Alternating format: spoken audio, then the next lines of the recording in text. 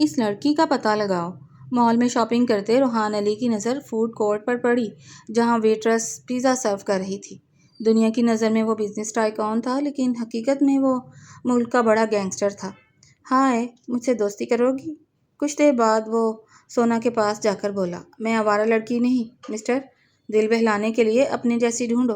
وہ غصے سے کہہ کر جانے لگی جب روحان علی نے اسے کندھے پر ڈال کر کہا، تمہیں دل بہلانے کے لیے ہی تو جا رہا ہوں، اور اب تم میرے دل کا دائمی مشغلہ بننے والی ہو۔ سونا نے تڑپ کر اس کی پیٹھ پر مکہ مارا، چھوڑو مجھے، تم پاگل ہو کیا؟ نیچے اتارو مجھے ورنہ میں شور مچاؤں گی۔ مال میں موجود لوگ حیرت سے دیکھنے لگے، لیکن روحان کے بلیک سوٹ میں ملبوس گارڈز نے سب کو راستے سے ہٹا دیا۔ روحان نے اسے سیدھا اپنی بلیک VIP گاڑی کی پچھلی سیٹ پر پٹکا اور خود بھی ساتھ بیٹھ گیا۔ اس نے گاڑی کا لاک فوراً آن کر دیا۔ ڈرائیور چلو، روحان نے گاڑی آگے بڑھانے کا حکم دیا۔ سونا نے فوراً دروازے کا ہینڈل گھمایا، لیکن وہ لاک تھا۔ اس کے چہرے پر خوف اور غصے کے ملے جلے تاثرات تھے۔ مسٹر، آپ جانتے نہیں ہیں کہ میں کون ہوں۔ اگر پولیس کو پتہ چلا تو آپ جیل میں ہوں گے۔ روحان نے اپنی گھڑی درست کی اور ایک پراسرار مسکراہٹ کے ساتھ اس کی طرف جھکا۔ اس کی آنکھوں میں شدید جنون تھا۔ پہلی بات، مجھے روحان علی کہتے ہیں۔ دوسری بات، پولیس میری جیب میں رہتی ہے۔ اور تیسری بات، سونا، اب تم میری نظروں کے سامنے رہو گی، چاہے تم خوشی سے رہو یا زبردستی۔ آپ بہت بدتمیز ہیں۔ سونا نے روحان سے ہو کر اپنا رخ موڑ لیا۔ روحان نے اس کے منہ سے اپنا نام سن کر ایک گہری سانس لی اور اس کی ٹھوڑی کو پکڑ کر چہرہ اپنی طرف کیا۔ بدتمیز؟ ابھی تم نے میری بدتمیزی دیکھی ہی کہاں ہے بیبی ڈول۔ گاڑی روحان حاکم کے ایک بہت بڑے اور جدید فارم ہاؤس کے باہر جا کر رکی۔ روحان نے باہر نکل کر خود گاڑی کا دروازہ کھولا اور سونا کا ہاتھ پکڑ کر باہر کھینچا۔ مجھے اپنے گھر جانا ہے، میری بیمار دادی میرا انتظار کر رہی ہوں گی۔ سونا نے ہاتھ چھڑانے کی کوشش کی۔ تمہاری دادی کا علاج شہر کے بہترین ہسپتال میں منتقل کروا دیا گیا ہے اور ان کا تمام خرچہ میں اٹھا رہا ہوں۔ روحان نے اس کے چہرے کے پاس جھک کر مدھم آواز میں کہا، اب تم آزاد ہو، صرف میری طرف توجہ دینے کے لیے۔ سونا کا دل دھک سے رہ گیا۔ اس نے روتے ہوئے اصرار کیا، آپ نے میری دادی کو کیوں بیچ میں لایا؟ وہ میری جو واحد دنیا ہے۔ آپ اتنے ظالم کیوں ہیں؟ ظالم؟ روحان نے سے اپنے دونوں بازوؤں کے حصار میں لیا اور اس کی آنکھیں ڈال کر بولا، میں تمہارے لیے جنونی ہو سکتا ہوں سونا، جو چیز مجھے پسند آ جائے وہ میری ہو جاتی ہے، اور تم پہلی نظر میں ہی میری یعنی کہ روحان علی کی پسند بن چکی ہو۔ روحان نے اسے اندر کی خوبصورت ماسٹر بیڈ روم میں لے جا کر بٹھایا اور باہر سے لاک لگا دیا۔ اگلی صبح روحان کے شاہانہ حویلی جیسے فارم ہاؤس میں اس کے کزن اور خاص دوست ارمغان اور زیان آئے ہوئے تھے۔ وہ دونوں ڈرائنگ روم میں کافی پی رہے تھے جب روحان سفید شرٹ کے بٹن کھولے نیچے اترا۔ ارمغان نے طنزیہ مسکراہٹ کے ساتھ کہا، سنا ہے رات کو مال سے غریب ویٹرس کو اٹھا کر لائے ہو۔ روحان بھائی، تیرے پاس لڑکیوں کی کمی تھی کیا جو اب یوں دھڑک سے اٹھانے لگے ہو؟ روحان نے اپنے بائیں ہاتھ کی گھڑی درست کی اور شدید غصے سے ارمغان کے کپ سے کافی چھین کر میز پر پٹکی۔ زبان سنبھال کر بات کر ارمغان، وہ سونا ہے، اور آئندہ اس کے بارے میں ایسے الفاظ سنوں تو تیری زبان کھینچ لوں گا۔ زیان نے بات سنبھالتے ہوئے کہا، سکون رکھ دو روحان، وہ بس مذاق کر رہا ہے، لیکن دیکھ، میڈیا اور پولیس پہلے ہی تیرے پیچھے پڑے ہیں۔ اگر اس لڑکی کے گھر والوں نے ہنگامہ کیا تو بزنس ایمپائر کو نقصان ہوگا۔ میرا بزنس اور میرا گینگسٹر ہونا الگ باتیں ہیں، روحان نے سخت لہجے میں جواب دیا۔ سونا میری زندگی کا حصہ بن چکی ہے، اور جو میری زندگی میں آتا ہے وہ صرف میری اجازت سے باہر جا سکتا ہے۔ ارمغان نے زیان کی طرف دیکھا اور سر ہلایا۔ وہ دونوں جانتے تھے کہ جب روحان علی کسی لڑکی کے لیے اتنا جنونی ہو جائے تو اسے روکنا ناممکن ہے۔ اوپر کمرے میں سونا نے رات سے کچھ نہیں کھایا تھا۔ وہ کھڑکی کے پاس کھڑی رو رہی تھی کہ اچانک دروازہ کھلا اور روحان ناشتے کی ٹرے لیے اندر داخل ہوا۔ اس نے ٹرے میز پر رکھی اور سونا کے پاس آیا۔ تم نے رات سے ایک نوالہ بھی نہیں کھایا۔ روحان نے اس کی کلائی پکڑ کر اسے اپنے پاس کیا اور پوچھا، مجھے کچھ نہیں کھانا، مجھے زہر دے دیں، لیکن مجھے یہاں سے جانے دیں۔ سونا نے غصے سے اس کے سینے پر ہاتھ مارا۔ روحان نے اس کے دونوں ہاتھ پکڑ کر اس کے پیچھے باندھ دیے اور اسے بیڈ پر بٹھا کر خود اس کے بالکل سامنے جھک گیا۔ زہر؟ تمہیں لگتا ہے میں تمہیں مرنے دوں گا؟ تم میری سانس بن چکی ہو سونا، اور میں اپنی سانس بند نہیں ہونے دوں گا۔ اس نے ایک پلیٹ سے ٹوسٹ کا ایک ٹکڑا توڑا اور سونا کے لبوں کے پاس کیا۔ چپ چاپ کھاؤ ورنہ کھلانے کا دوسرا طریقہ بھی ہے میرے پاس، اور وہ تمہیں بالکل پسند نہیں آئے گا۔ روحان کے چہرے پر ایک فاتحانہ مسکراہٹ آئی۔ اس نے سونا کے رخسار پر اپنے لب رکھے اور شدت سے چوم کر بولا، شاباش میری گڈ گرل۔ دوپہر کے وقت حویلی میں روحان کی چھوٹی بہن آیت آئی۔ آیت ایک ماڈرن اور سلجھی ہوئی لڑکی تھی جو یونیورسٹی میں پڑھتی تھی۔ اسے اپنے بھائی کے گینگسٹر ہونے کا علم تھا، لیکن وہ اس سے بہت پیار کرتی تھی۔ آیت نے کمرے میں قدم رکھا تو سونا کو روتے ہوئے دیکھا۔ اس نے آگے بڑھ کر سونا کے کندھے پر ہاتھ رکھا۔ السلام علیکم، میں آیت ہوں، روحان بھائی کی بہن۔ آیت نے نرمی سے تعارف کروایا۔ سونا نے ناامیدی سے اس کی طرف دیکھا۔ پلیز مجھے یہاں سے نکالنے میں مدد کرو، تمہارا بھائی ایک درندہ ہے، اس نے مجھے زبردستی قید کر رکھا ہے۔ آیت نے ایک ٹھنڈی آہ بھری اور پاس ہی بیٹھ گئی۔ میرے بھائی کے بارے میں پورا ملک جانتا ہے کہ وہ ایک سخت اور بے رحم بزنس ٹائکون ہے، لیکن میں تمہیں سچ بتاؤں، اس نے آج تک کسی لڑکی کی طرف آنکھ اٹھا کر بھی نہیں دیکھا۔ تمہارے لیے اس کا یہ جنون میں پہلی بار دیکھ رہی ہوں۔ مجھے اس کا جنون نہیں چاہیے، سونا نے چلاتے ہوئے کہا۔ مجھے اپنی سادہ سی زندگی چاہیے۔ میری دادی بیمار ہیں۔ آیت نے اس کا ہاتھ تھاما۔ دادی بالکل ٹھیک ہیں سونا، بھائی نے ان کے لیے پرائیویٹ نرس کا بندوبست کر دیا ہے، تم بس بھائی کو سمجھنے کی کوشش کرو۔ وہ باہر سے جتنے سخت ہیں، اندر سے تمہارے معاملے میں بہت جذباتی ہو چکے ہیں۔ سونا خاموش ہو گئی، لیکن اس کے دل میں ابھی بھی روحان کے خلاف غصہ اور شک بھرا ہوا۔ شام کے وقت روحان واپس کمرے میں آیا۔ اس کے ہاتھ میں ایک بڑا سا خوبصورت باکس تھا۔ اس نے باکس بیڈ پر رکھا اور سونا کو پاس بلایا۔ یہ ڈریس پہن کر نیچے آؤ، آج رات ہمارے کچھ بزنس پارٹنرز کا ڈنر ہے۔ روحان نے حکم دیا۔ میں کسی ڈنر پر نہیں جاؤں گی، میں آپ کی کوئی ملازمہ نہیں ہوں، سونا نے انکار کر دیا۔ روحان آہستہ آہستہ چلتا ہوا اس کے پاس آیا اور اس کے بالوں کو کان کے پیچھے کرتے ہوئے اس کے بالکل پاس بولا، تم میری ملازمہ نہیں ہو سونا، تم میری ہونے والی بیوی ہو، اور اگر تم خود یہ ڈریس نہیں پہنو گی تو مجھے خود تمہیں پہنانا پڑے گا۔ سونا کا چہرہ شرم اور غصے سے سرخ ہو گیا۔ اس نے روحان کی آنکھوں میں وہ بے باک ارادہ دیکھا تو فوراً باکس اٹھا لیا۔ میں خود پہن لوں گی، آپ باہر جائیں۔ روحان مسکرایا اور اس کے ماتھے پر بوسہ دیتے ہوئے بولا، میں نیچے تمہارا انتظار کر رہا ہوں بیبی ڈول، زیادہ دیر مت لگانا۔ سونا نے وہ گہرے سرخ رنگ کا خوبصورت ڈریس پہنا اور خود کو شیشے میں دیکھا۔ وہ ڈرتے ڈرتے سیڑھیاں اتر کر نیچے ہال میں آئی۔ ہال میں لائٹس چمک رہی تھیں اور شہر کے کچھ معروف تاجر اور روحان کے کاروباری شراکت دار جمع تھے۔ روحان بلیک تھری پیس سوٹ میں ملبوس، ہاتھ میں جوس کا گلاس لیے اپنے ایک پارٹنر سے بات کر رہا تھا۔ جیسے ہی سونا پر اس کی نظر پڑی، اس کی نظریں وہیں جم گئیں۔ اس نے بات ادھوری چھوڑ دی اور سیدھا سونا کی طرف بڑھا۔ روحان نے سب کے سامنے بالکل بے باکی سے سونا کی کمر میں ہاتھ ڈالا اور اسے اپنے بالکل ساتھ چپکا لیا۔ سونا نے گھبرا کر اسے پیچھے دھکیلنے کی کوشش کی، لیکن روحان کی گرفت اتنی سخت تھی کہ وہ ہل بھی نہ سکی۔ چھوڑیں مجھے روحان، سب دیکھ رہے ہیں، سونا نے دانت پیس کر دھیمی آواز میں کہا۔ روحان نے اس کے قریب جھک کر مدھم آواز میں کہا، دیکھنے دو، دنیا کو پتہ تو چلے کہ روحان علی کی نظر کس پر ہے۔ اگر تم نے دوبارہ مجھے پیچھے ہٹانے کی کوشش کی تو میں سب کے سامنے تمہیں چوم لوں گا، پھر مت کہنا۔ سونا کا چہرہ شرم سے لال ہو گیا اور وہ خاموش ہو کر اس کے ساتھ کھڑی ہو گئی۔ اسی وقت ایک تاجر نوید مسکراتا ہوا ان کے قریب آیا۔ اس نے سونا کو سر سے پاؤں تک دیکھا اور بولا، واہ روحان بھائی، آپ کی پسند واقعی کمال ہے، اتنی خوبصورت لڑکی پہلے کبھی نہیں دیکھی۔ بھابھی کا تعارف تو کرواؤ۔ نوید کی گندی نظریں سونا پر جمتے ہی روحان کے چہرے کا رنگ بدل گیا۔ اس کی آنکھوں میں شدید جنون اور غصہ اتر آیا۔ اس نے جوس کا گلاس اتنی سختی سے بھینچا کہ شیشہ اس کے ہاتھ میں ہی ٹوٹ گیا اور خون کی چند بوندیں قالین پر گریں۔ سونا ڈر کر ایک قدم پیچھے ہوئی۔ روحان، آپ کا ہاتھ۔ روحان نے ہاتھ کی پرواہ کیے بغیر نوید کو کالر پکڑا اور اسے گھسیٹتا ہوا سب کے سامنے دیوار سے لگا دیا۔ نوید، تیرے پاس 2 سیکنڈ ہیں اس ہال سے باہر نکلنے کے لیے، ورنہ جو آنکھیں تو نے میری بیوی پر اٹھائی ہیں وہ میں اپنے ہاتھوں سے نکال دوں گا۔ نوید کا سانس اٹک گیا۔ روحان بھائی معاف کر دیں، غلطی ہو گئی، باہر نکل۔ روحان نے دھکا دے کر اسے نیچے گرایا۔ ہال میں موجود تمام مہمان خاموش ہو گئے اور خوف سے کانپنے لگے۔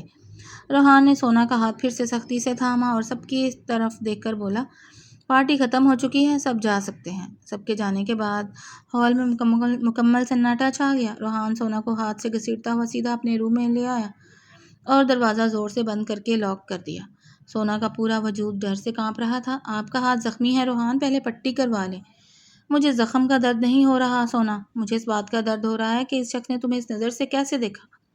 روحان نے اسے دیوار سے لگا دیا اور اس کے دونوں طرف اپنے ہاتھ رکھ دیے۔ میں نے تو کچھ نہیں کیا نا، آپ مجھ پر کیوں غصہ نکال رہے ہیں؟ سونا نے روتے ہوئے اس کے سینے پر ہاتھ رکھا۔ روحان نے جھک کر اس کے گالوں اور گردن پر تپتے ہوئے لب رکھ دیے اور سختی سے اپنا حق جتانے لگا۔ سونا کی سانسیں رکنے لگیں اور وہ تڑپ کر بولی، روحان درد ہو رہا ہے، چھوڑ دیں۔ تم صرف میری ہو سونا، تم پر صرف میری نظر پڑے گی، کوئی اور تمہاری طرف دیکھے گا بھی تو میں اس کی دنیا اجاڑ دوں گا۔ روحان نے اس کا چہرہ اپنے ہاتھوں کے حصار میں لیا اور اس کی آنکھوں میں دیکھتے ہوئے کہا، تمہیں یہ بات اپنے دل و دماغ میں بٹھانی ہوگی۔ سونا اس کے اس شدید اور جنونی رویے کے سامنے بے بس ہو کر سسکیاں بھرنے لگی۔ روحان نے اسے بیڈ پر لٹایا اور خود اس کا زخم صاف کرنے کے لیے فرسٹ ایڈ باکس اٹھا لایا۔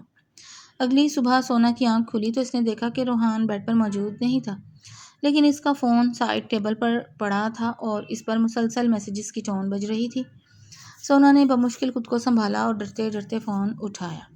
اس کی اسکرین پر ایک نامعلوم نمبر سے میسیج آیا ہوا تھا، سونا اگر تم اپنی اور اپنی دادی کی جان بچانا چاہتی ہو تو آج شام 4 بجے فارم ہاؤس کے پچھلے گیٹ پر آؤ۔ روحان علی ایک قاتل ہے، اس نے تمہیں صرف دھوکے میں رکھا ہوا ہے، میں تمہیں اس کی قید سے نکال سکتا ہوں۔ ارسلان۔ ارسلان کا نام دیکھتے ہی سونا کے ہاتھ سے فون چھوٹتے چھوٹتے بچا۔ ارسلان اس کا پرانا محلے دار اور کالج کا دوست تھا جو کافی عرصے سے اس کا ہمدرد بنا ہوا تھا۔ کیا ارسلان سچ کہہ رہا ہے؟ کیا میں واقعی یہاں سے بھاگ سکتی ہوں؟ سونا کا دل زور زور سے دھڑکنے لگا۔ اسی وقت دروازہ کھلا اور روحان اندر داخل ہوا۔ اس کے ہاتھ میں کافی کا کپ تھا۔ اس نے سونا کے ہاتھ میں اپنا فون دیکھا تو اس کے ماتھے پر فوراً بل پڑ گئے۔ تم میرے فون کے ساتھ کیا کر رہی تھی؟ روحان نے قدم آگے بڑھائے اور فون اس کے ہاتھ سے چھین لیا۔ میں کچھ نہیں کر رہی تھی، بس گھڑی دیکھ رہی تھی، سونا نے گھبرا کر جھوٹ بولا۔ روحان نے اسکرین آن کی اور میسیج ہسٹری چیک کی، لیکن سونا نے خوش قسمتی سے نوٹیفیکیشن ہٹا دیا تھا۔ روحان نے گہری نظروں سے سونا کو دیکھا اور فون جیب میں ڈال لیا۔ آج مجھے بزنس کے سلسلے میں کچھ گھنٹوں کے لیے باہر جانا ہے، میں نے باہر 16 گارڈز کھڑے کیے ہیں۔ اگر تم نے کمرے سے باہر قدم بھی نکالا تو وہ تمہیں فوراً واپس لے آئیں گے۔ روحان نے اس کی چین چبائی اور اس کے لبوں کو چوم کر بولا، ہوشیاری کرنے کی سوچنا بھی مت۔ دوپہر کے 4 بجنے والے تھے۔ فارم ہاؤس میں خاموشی تھی۔ سونا نے اپنے دل کی دھڑکنوں کو کنٹرول کیا اور کمرے کی بالکنی میں آئی۔ بالکنی سے نیچے پچھلے باغ کا راستہ جاتا تھا، جہاں گارڈز کی تعداد کم تھی۔ اس نے چادر سر پر لی اور بالکنی کے پائپ کے سہارے بمشکل نیچے اتر آئی۔ اس کا دل خوف سے ڈوب رہا تھا کہ اگر روحان کو پتہ چل گیا تو وہ اس کا کیا حشر کرے گا۔ وہ بھاگتی ہوئی فارم ہاؤس کے پچھلے گیٹ پر پہنچی۔ وہاں ایک بلیک گاڑی کھڑی تھی اور ارسلان باہر کھڑا اس کا انتظار کر رہا تھا۔ سونا جلدی کرو، اندر بیٹھو۔ ارسلان نے گاڑی کا دروازہ کھولا۔ ارسلان، میری دادی کہاں ہیں؟ کیا وہ ٹھیک ہیں؟ سونا نے روتے ہوئے پوچھا۔ سب ٹھیک ہے، تم بس گاڑی میں بیٹھو، میں تمہیں اس گینگسٹر سے بہت دور لے جاؤں گا۔ ارسلان نے اس کا ہاتھ پکڑ کر گاڑی میں بٹھانا چاہا۔ سونا گاڑی میں بیٹھنے ہی والی تھی کہ اچانک گاڑی کے ٹائروں کی شدید چیخنے کی آواز آئی۔ ایک تیز رفتار رینج روور نے ارسلان کی گاڑی کا راستہ روک دیا۔ گاڑی سے روحان علی باہر نکلا۔ اس کا چہرہ غصے اور حیوانیت سے اس قدر سرخ تھا کہ اسے دیکھ کر سونا کے پاؤں تلے سے زمین نکل گئی۔ اس کے ہاتھ میں لوڈڈ گن تھی۔ سونا! روحان کی آواز میں ایسی ہولناک ٹھنڈک تھی کہ سونا کا پورا وجود برف کی طرح جم گیا۔ تم نے واقعی مجھ سے بھاگنے کی ہمت کی؟ ارسلان نے ڈر کر گن نکالنی چاہی، لیکن روحان نے ایک سیکنڈ میں آگے بڑھ کر ارسلان کے بازو پر گولی چلا دی۔ ارسلان چیختا ہوا زمین پر گر گیا۔ اوہ نہیں روحان، اسے مت مارے۔ سونا نے تڑپ کر آ کر روحان کا ہاتھ پکڑ لیا۔ میں اپنی مرضی سے آئی تھی، اسے چھوڑ دیں۔ روحان نے سونا کو بالوں سے اتنی سختی سے پکڑا کہ اس کی گردن پیچھے کو جھک گئی۔ اس نے گن ارسلان کے ماتھے پر رکھ دی۔ تم نے میری چیز پر ہاتھ ڈالنے کی کوشش کی ارسلان، روحان نے سونا کی آنکھوں میں گھورتے ہوئے چلاتے ہوئے کہا۔ دیکھو سونا، اپنے عاشق کا انجام دیکھو۔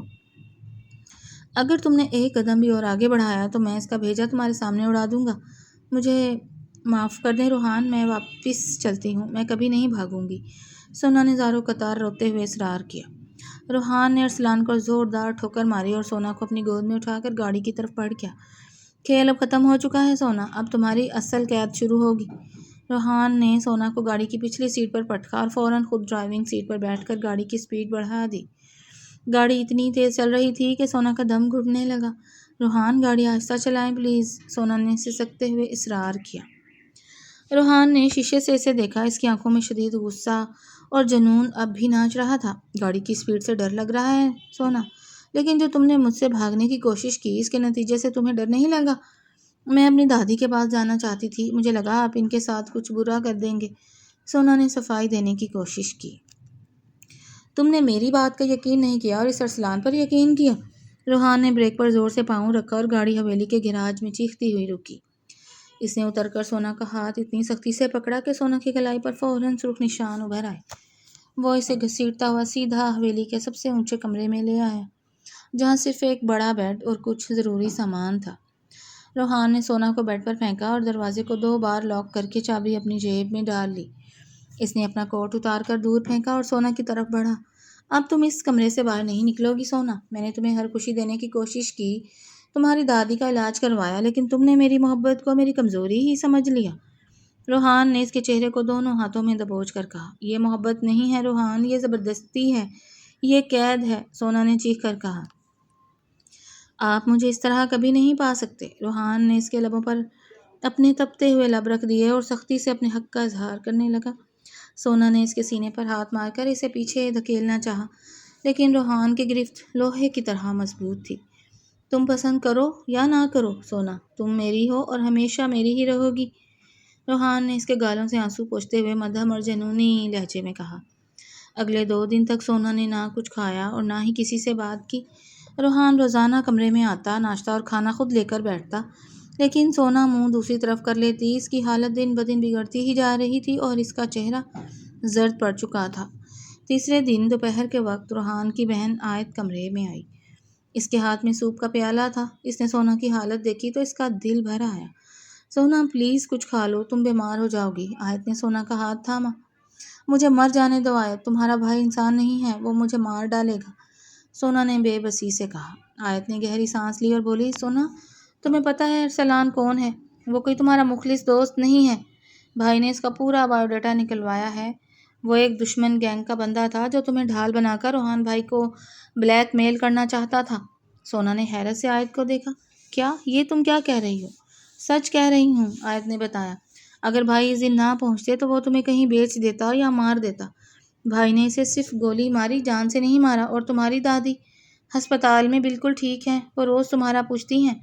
سونا کا دل دھک سے رہ گیا۔ اس نے ارسلان پر اندھا اعتماد کیا تھا اور روحان کو ظالم سمجھ لیا تھا۔ اس کے دل میں پچھتاوے کی ایک لہر اٹھی۔ اسی شام روحان کمرے میں داخل ہوا اور کافی تھکا ہوا لگ رہا تھا اور اس کی آنکھیں نیند نہ ہونے کی وجہ سے سرخ تھیں۔ اس نے سونا کی طرف دیکھا جو بیڈ کے کونے میں چپ چاپ بیٹھی ہوئی تھی۔ روحان نے بغیر کچھ کہے سائڈ ٹیبل پر کھانا رکھا اور جانے لگا۔ روحان، سونا کی دھیمی آواز گونجی۔ روحان کے قدم وہیں رک گئے۔ اس نے مڑ کر دیکھا، اس کے چہرے پر حیرت تھی۔ تم نے مجھے پکارا؟ سونا بیڈ سے اٹھی اور آہستہ آہستہ چلتی ہوئی روحان کے بالکل قریب آئی۔ اس نے ڈرتے ڈرتے روحان کی شرٹ کا کونا پکڑا۔ مجھے آیت نے سب بتا دیا ہے۔ روحان خاموش رہا، لیکن اس کی آنکھوں کی سختی رفتہ رفتہ کم ہونے لگی۔ مجھے معاف کر دیں، سونا نے روتے ہوئے اپنا سر روحان کے سینے پر ٹکایا۔ میں نے ارسلان کی باتوں میں آ کر آپ پر شک کیا۔ مجھے لگا آپ واقعی میری دادی کو نقصان پہنچائیں گے۔ روحان کا سخت وجود یکدم نرم پڑ گیا اور اس نے اپنے دونوں بازو سونا کے گرد لپیٹ دیے اور اسے خود میں بھینچ لیا۔ اس نے گہری سانس لی، جیسے اس کی روح کو سکون مل گیا ہو۔ تم مجھے چھوڑ کر جانے کی غلطی نہ کرتی نا، تو میں کبھی تم پر غصہ نہ ہوتا سونا، روحان نے اس کی بالوں میں اپنے لب رکھتے ہوئے کہا۔ مجھے دنیا کی کسی چیز سے ڈر نہیں لگتا، صرف تمہیں کھونے سے ڈر لگتا ہے۔ میں اب کہیں نہیں جاؤں گی، سونا نے اس کے سینے میں اپنا چہرہ چھپاتے ہوئے وعدہ کیا۔ لیکن پلیز مجھے اس طرح ڈرایا مت کریں، روحان نے اس کا چہرہ اوپر اٹھایا اور اس کی آنکھوں کے سامنے اپنی جیب سے کمرے کی چابی نکالی اور کھڑکی سے باہر پھینک دی۔ یہ چابی میں نے پھینک دی، روحان نے مسکرا کر اس کے ماتھے پر بوسہ دیا۔ اب یہ کمرہ کبھی بند نہیں ہوگا کیونکہ تمہاری قید اب میرے دل میں ہے۔